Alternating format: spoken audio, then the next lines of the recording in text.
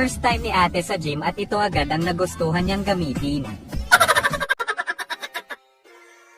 Ayan na nga tituloy yung pakwan mo. Binigla mo kasi. Punasan mo na lang baka bumaho pa yan.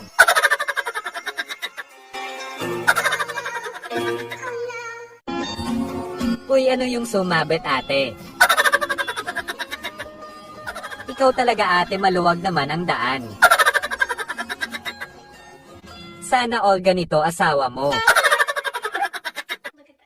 Panoorin natin ang gagawin ni ate. Ang galing naman ni ate. Magpagalaw ng muscles niya. Can other people do this? Because I feel kind of cool.